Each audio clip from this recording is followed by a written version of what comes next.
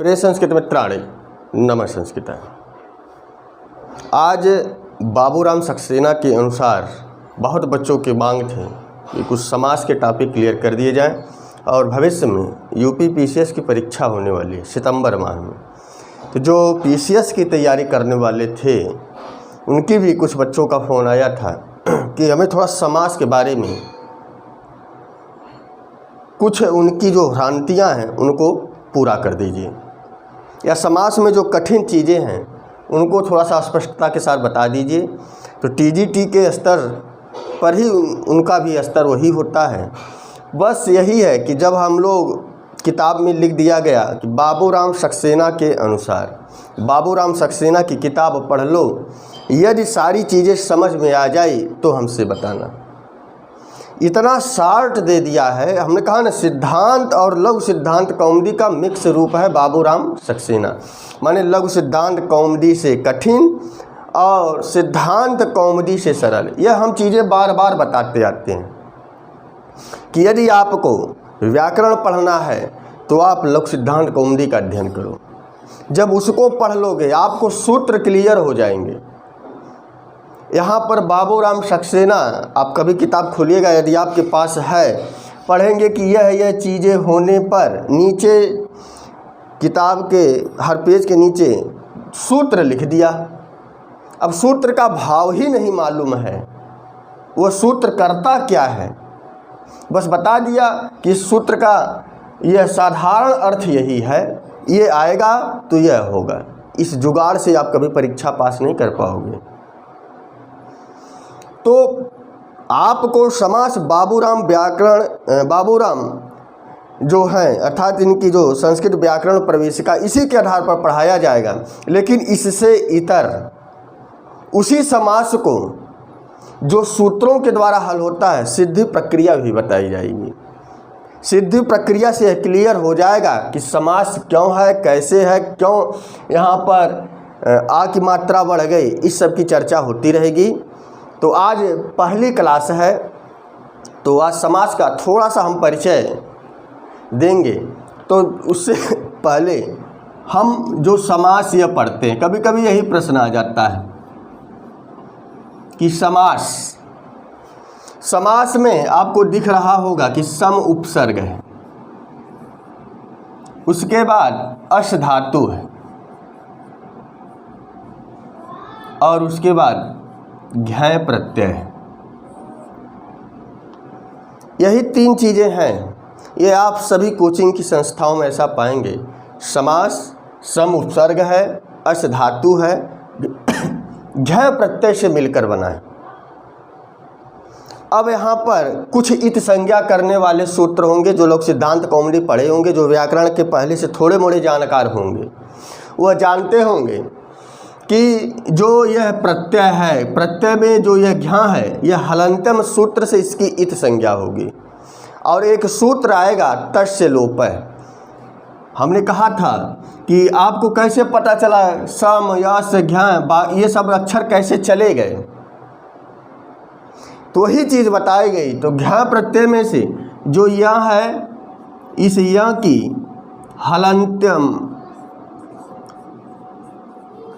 हलंत्यम सूत्र से इसकी इति संज्ञा होगी। जब इति संज्ञा होगी एक सूत्र आएगा तस्य लोपः। तस्य लोपः से जो है इसका लोप हो जाएगा, माने अब यहाँ चला गया। उसके बाद घ में जो घ दिखाई पड़ रहा है, घ में जो घ दिखाई पड़ रहा है, यह भी लसक तद्धिते, लसक अतद्धिते सूत्र से इसका लोप हो जाएगा। जब घ का लोप हो जाएगा और तस्य लोप से लोप, लसक तद्धिते सूत्र से इत संज्ञा होगी और तस्य लोप से लोप हो जाएगा। कुछ लोगों को बड़ा कठिन लग रहा होगा ये सूत्र कहाँ से आ गए, ये लसक तद्धिते क्या है, हलंत्यम क्या है, तस्य लोप क्या है। इत संज्ञा करने वाले 5-6 सूत्र हैं। तो लसक तद्धिते से घ की, जब घ की इत संज्ञा हो गई तो यहाँ बचा अ। घ की इत संज्ञा हुई है, स्वर की नहीं हुई है। घ में अ मिला हुआ है, इधर अ बचा। अब इधर अस आया और इधर सम था।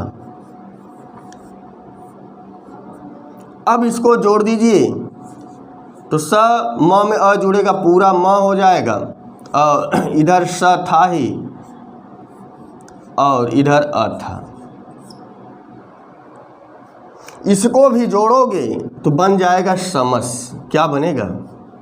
समस। लिखा क्या है? क्षमता। यहाँ पर अ पूरा है, स में अ मिलेगा, पूरा हो जाएगा। बना है समास, बन रहा है समस। इसकी भी एक प्रक्रिया थी, एक सूत्र था, आया यहाँ पर घ्या प्रत्यय के बाद अतो उपधाया, अतो उपधाया।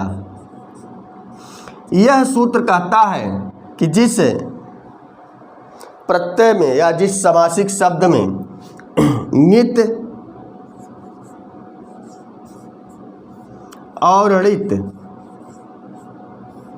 नित और ऋत, नित माने य की इत संज्ञा हुई हो, ऋत माने ड़ की इत संज्ञा हुई हो, तो उसके समासिक पद में पूर्व वर्ण की उपधा संज्ञा हो जाती है। उपधा माने उसका स्वर बढ़ जाता है, वह दीर्घ हो जाता है।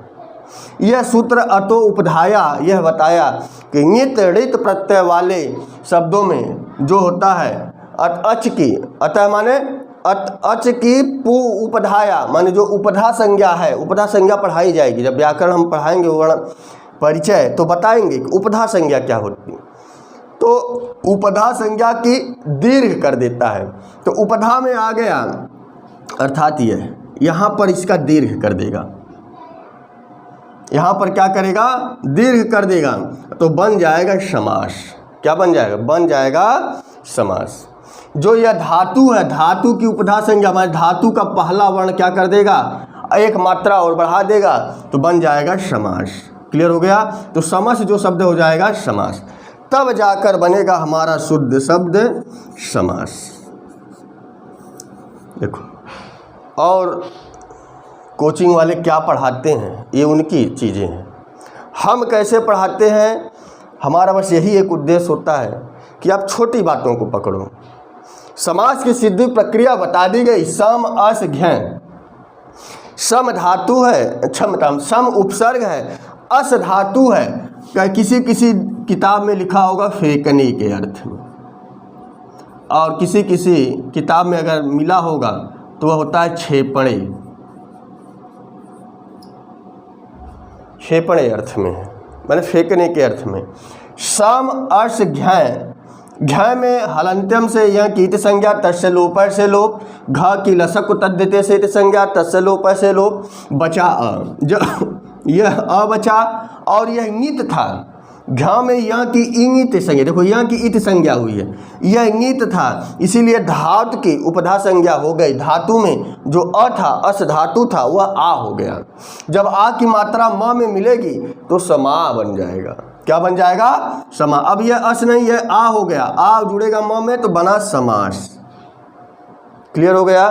तो यह समास की सिद्धि प्रक्रिया थी। अब आ जाओ आगे। हमने कहा ना पहले समास को समझो कि समास है क्या। आगे बताया कि समास का अर्थ है संक्षेप। जब एकाधिक पदों को इस प्रकार जोड़ दिया जाए, स्क्रीन पर आपको सब नीचे बाबूराम सक्सेना की चीज़ें लिखी मिलेंगी कि जब एकाधिक पदों को इस प्रकार जोड़ दिया जाए कि वे समस जाएं। समस जाए माने वे समस जाएं, अर्थात उनके आकार में कमी आ जाए, उनके आकार में कमी आ जाए, परंतु अर्थ में कोई भिन्नता ना आए, तो ऐसी क्रिया को समास कहते हैं। यहाँ बताया कि जब एकाधिक मान एक से अधिक पदों को इस प्रकार जोड़ दिया जाए कि वे समस जाएं, अर्थात उनके आकार में कमी आ जाए। समस जाए माने उनके आकार में क्या हो जाए? कमी आ जाए, और परंतु उनके अर्थ में कोई भिन्नता ना आए, अर्थ वही निकले।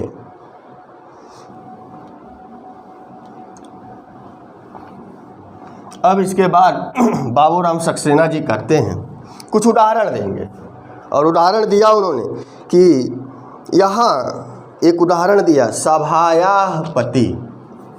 क्या दिया? सभायाः पति और बराबर बना दिया सभापति।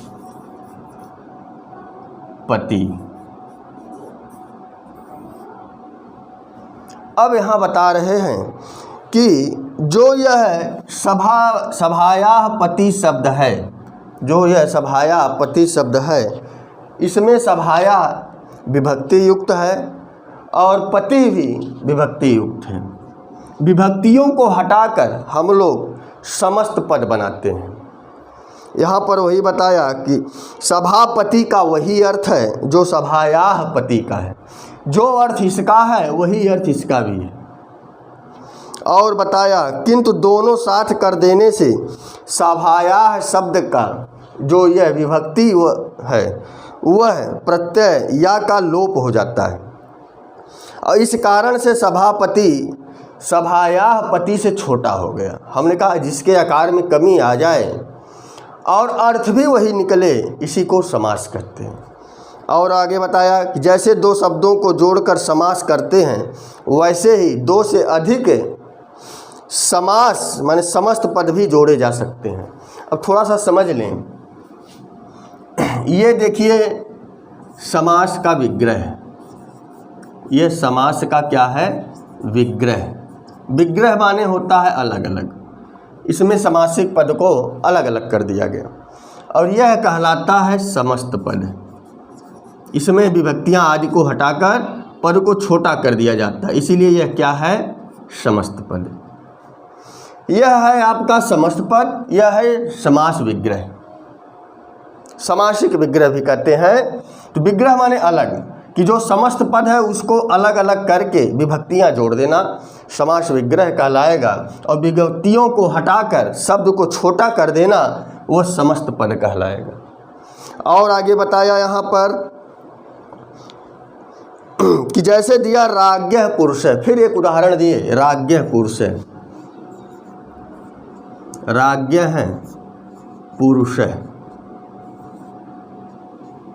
और इसका समस्त पद बनेगा राजपुरुष है। क्या बनेगा राजपुरुष बनेगा। अब यहाँ पर बताया गया कि धनस्य वार्ता, दूसरा शब्द ले लो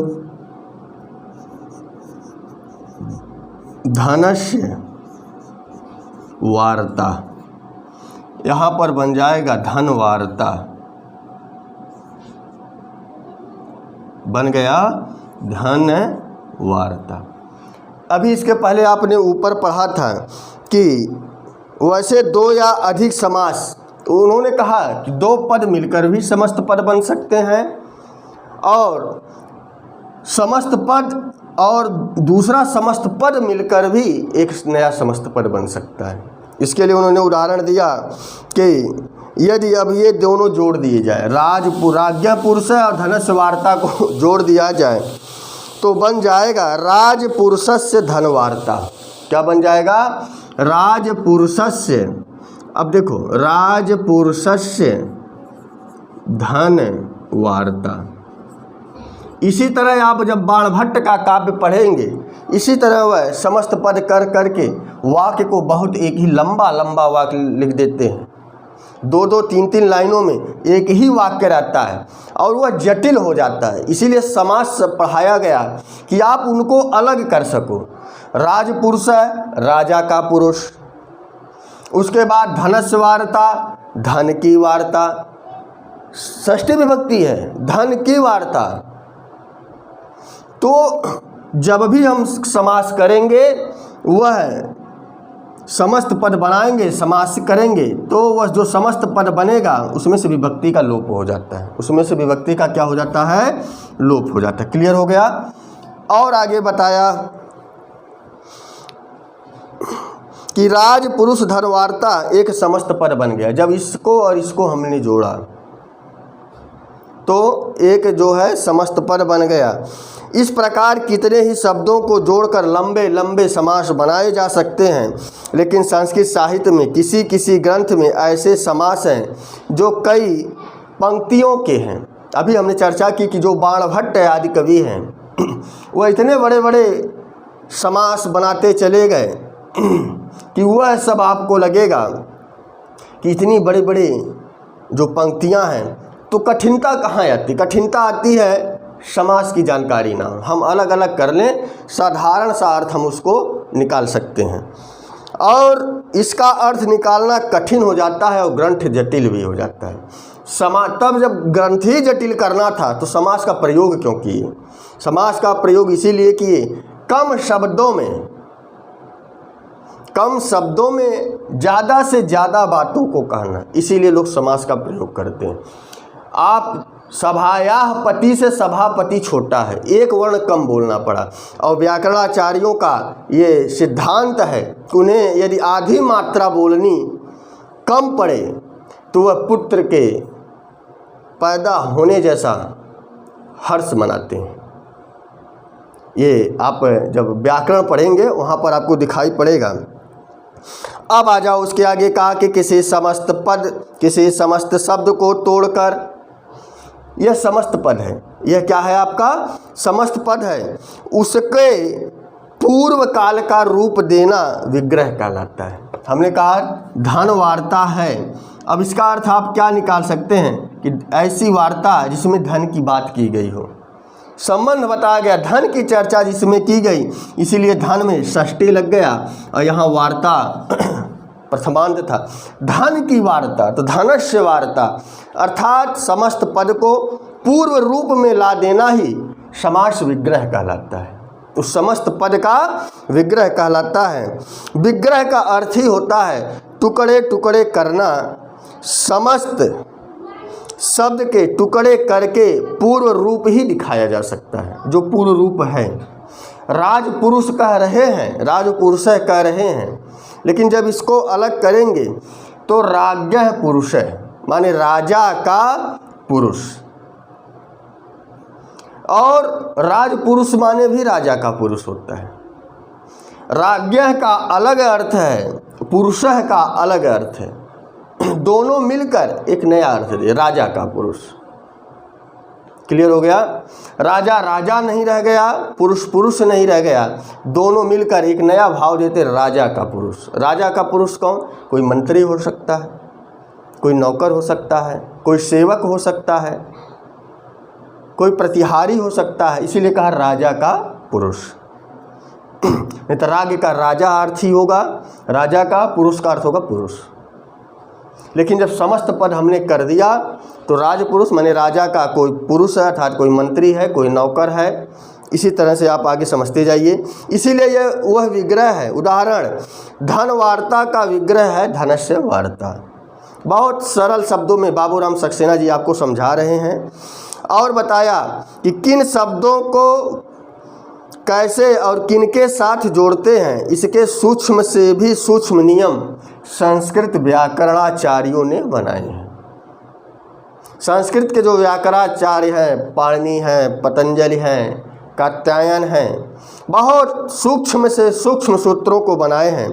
ऐसा नहीं है कि जिस शब्द को चाहा तब दूसरे के साथ जोड़ दे, नहीं कि हम जैसा शब्द चाहे उसी के साथ जोड़कर समास बना सकते, नहीं।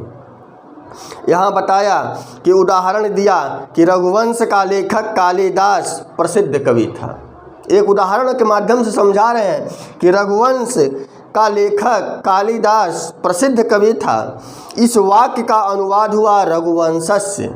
संबंध है कि रघुवंशस्य लेखकः कालिदासः प्रसिद्धः कवि आसीत्, उसका उन्होंने अनुवाद किया। इसे संस्कृत वाक्य में यदि समास करें तो आपको विचार आता होगा कि हर शब्दों को करके बड़ा बनाया जा सकता है, ऐसा नहीं है। यहाँ बताया तो यदि इसका समास करें तो रघुवंश लेखकः कालिदास है। जब इसको आप अलग अलग करोगे, रघुवंश लेखक कालिदास है, एक में लिखा पड़ा है, आप किताब देखते रहे, नीचे स्क्रीन पर भी दिखाई पड़ता होगा कि प्रसिद्ध कवि ही आसीत्। ये समास दो, यहाँ पर दो समस्त पद बने, एक साथ नहीं बन सकते थे क्योंकि कवि और आसीत में समास नहीं हुआ, कालिदास और प्रसिद्ध में समास नहीं हुआ। क्लियर हो गया? कालिदास प्रसिद्ध में समास नहीं हुआ और कवि का आसीत के साथ समास नहीं हुआ। अर्थात ये ऐसा नहीं है कि हम जहाँ चाहे वहाँ कर लें। सुबंत के साथ सुबंतों का समास होगा, समर्थ पद का समर्थ पद के साथ समास होगा। इसकी प्रक्रिया आगे आएगी, वहाँ पर हम चर्चा करेंगे। बस यहाँ पर इतना ही बताकर वह निकल लिए। ऐसा नहीं है कि किसी शब्द के साथ हम हमेशा समास ही करते रहें, इसके कुछ नियम हैं। नियम क्या है आगे चर्चा करेंगे। अब बताया कि कब किन दशाओं में समास हो सकता है, इसके मुख्य नियम नीचे दिए गए हैं। इसके बताए कि कब किन किन अंतर्गत हो सकता है, तो इसके मुख्य नियम क्या है नीचे दिए गए हैं। आपके प्रश्नों में, पेपरों में ये पूछा जाता है। उन्होंने कहा कि समास के मुख्य 4 भेद हैं। भेद और भी हैं, लेकिन उन्होंने कहा मुख्य कितने भेद हैं?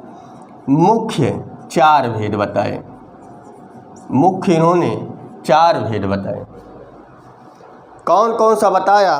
तो पहला इन्होंने लिखा अव्ययी भाव। पहला इन्होंने क्या लिखा? अव्ययी भाव समास।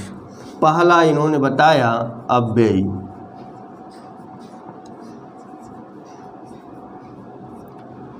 और दूसरा इन्होंने बताया तत्पुरुष।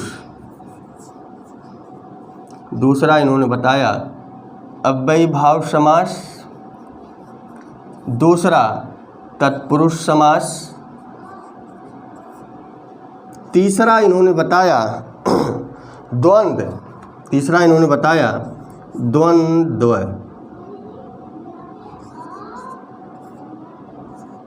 द्वंद्व समास।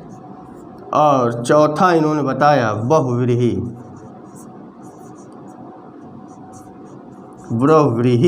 व्रीहि समास। अब देख लो, बाबूराम सक्सेना के अनुसार समास 4 है, इसलिए लिखा मुख्य 4 भेद है। प्रश्न आएगा तो आपका उत्तर क्या होगा? छोटी कक्षाओं में पढ़कर आए समास 6। छोटी कक्षाओं में पढ़कर आए, हाई स्कूल इंटर तक आप पढ़ाओगे तो आप बच्चों को यही बताओगे समास 6 प्रकार के होते हैं।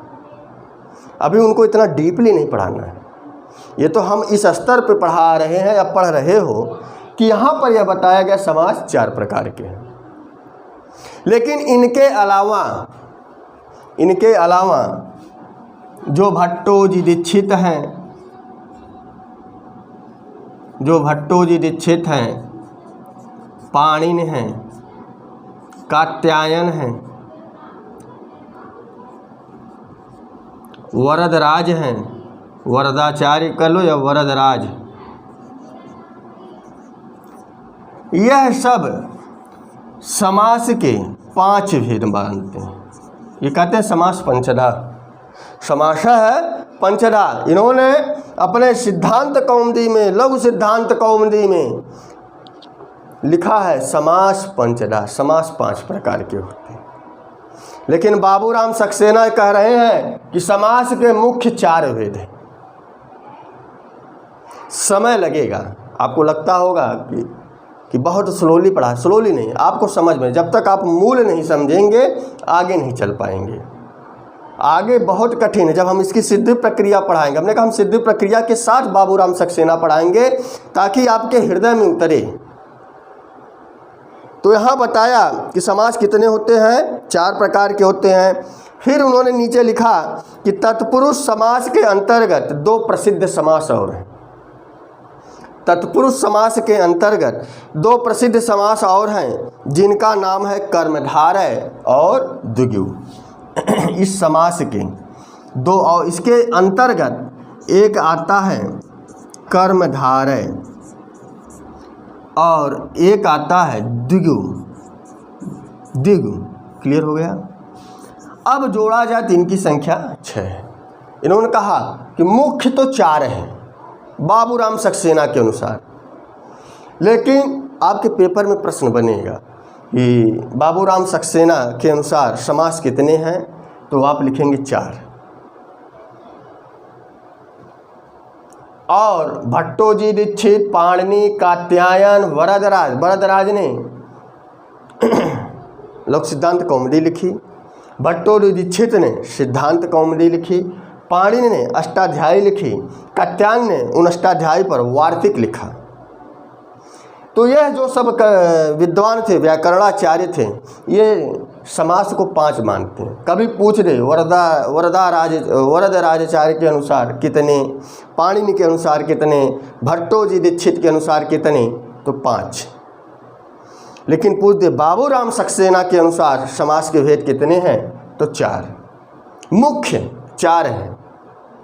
ये शब्द जरूर जोड़ेगा, क्योंकि नीचे उन्होंने फिर लिख दिया कि तत्पुरुष के अंतर्गत समास और हैं, एक कर्मधारय है और एक है द्विगु। और बताया द्विगु इसलिए कभी कभी समास के 6 भेद पाए जाते हैं। कुछ ऐसी पुस्तकें हैं जिसमें समास के 6 भेद लिखे गए। वह इसका तत्पुरुष का भेद तो मानते हैं, लेकिन उसको समास की गणना करते नहीं। कर्मधारय भी है, द्विगु भी है। इन 6 भेदों के नाम से एक श्लोक है कि एक श्लोक में इन 6 का उन्होंने नाम लिख दिया। श्लोक कंठस्थ कर लो, सारे समासों के नाम आपको याद हो जाएंगे कि द्वंद्व द्विगुरपि चाहमत गेहे नित्यम अव्ययी भावः, द्वंद्व द्विगुरपि चाहमत गेहे नित्यम अव्ययी भावः, तत्पुरुष कर्म धाराय एनाहम श्याम बहुव्रीहि। सारे समास की चर्चा कर दी। पहला बताया द्वंद्व, उसके बाद बताया द्विगु अपि च अहम मत गेहे नित्यम अव्ययी भावः।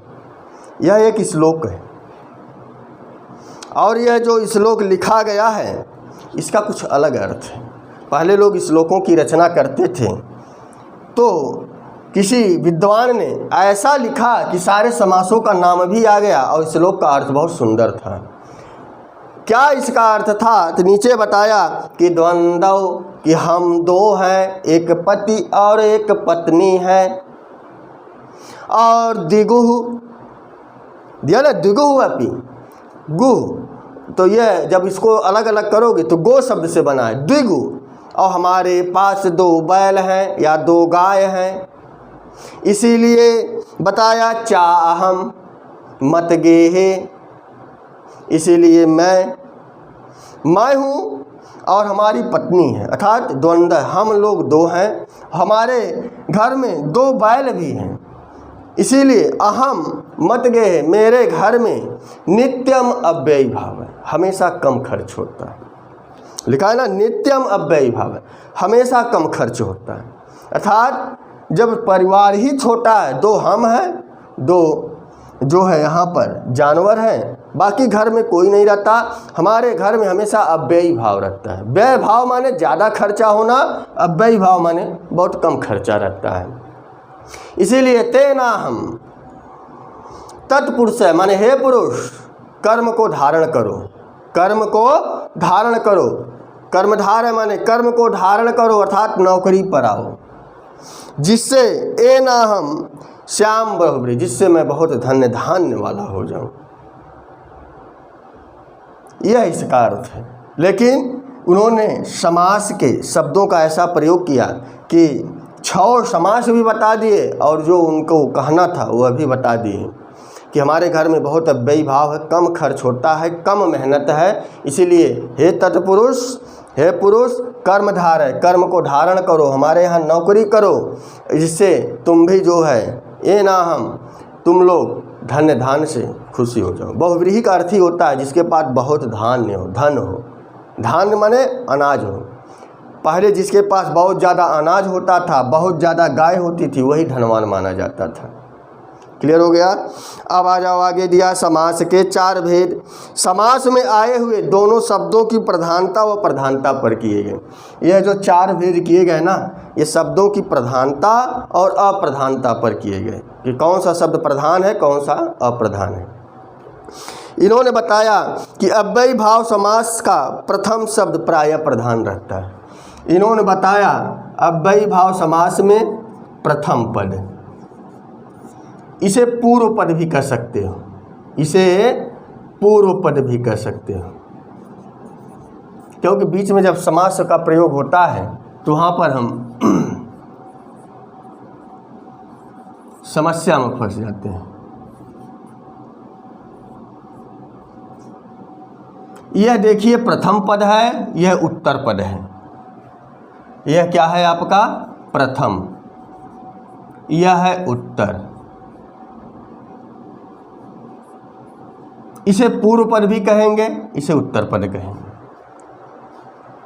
ऐसे बहुत सारे नाम बदल बदल के आएंगे, इसलिए आपको जानना चाहिए कि प्रथम क्या है, पूर्व पद क्या है, उत्तर पद क्या है।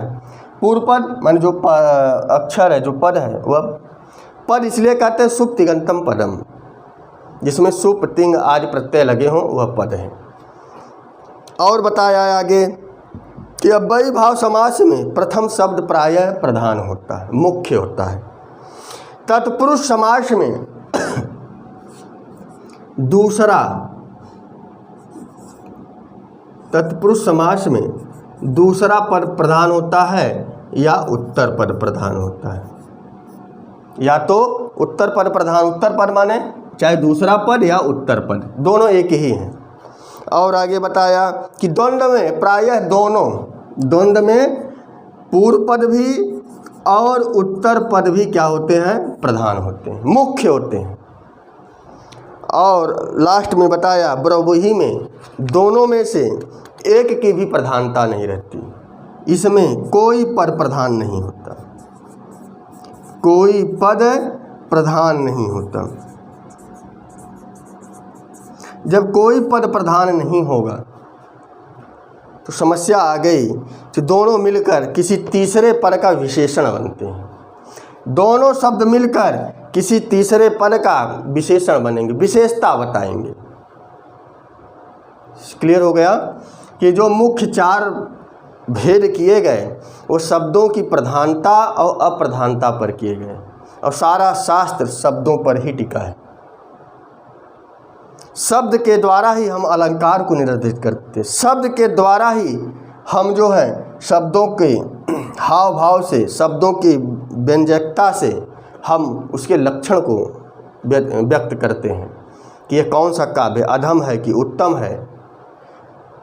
तो इसीलिए सारा जो हमारा व्याकरण है वो शब्दों पर निहित है। तो शब्दों की प्रधानता अप्रधानता से ही चार भेद पाए गए।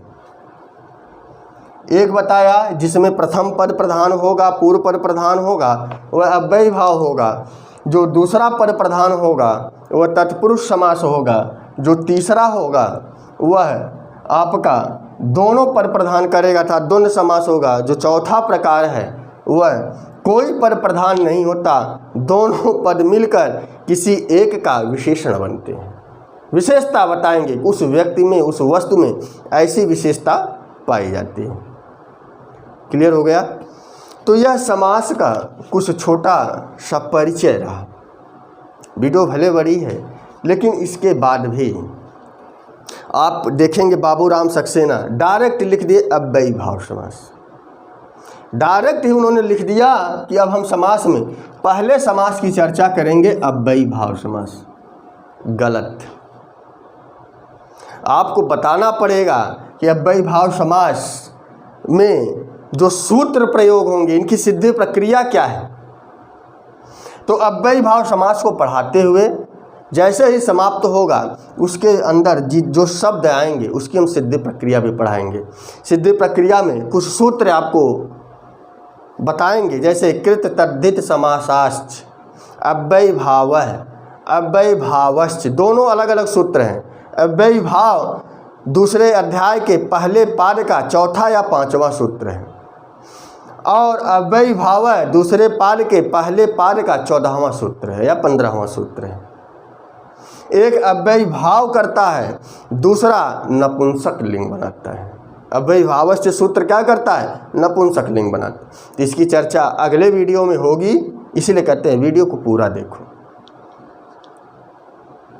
दूसरी चीज, वीडियो कैसा लगा कमेंट में लिखिएगा। तो बस आज के लिए इतना ही। नमः संस्कृताय, आज हमने इसका एक प्रारूप आपको बताया। अब धीरे धीरे आगे सभी समासों पर चर्चा करेंगे। तत्पुरुष समास बहुत बड़ा है, इसमें हमको लगता है कि जो समास में 108 ओट सूत्र हैं, आपको सारे नहीं पढ़ने हैं, ये लोग सिद्धांत कौमुदी के आधार पर बता रहे हैं।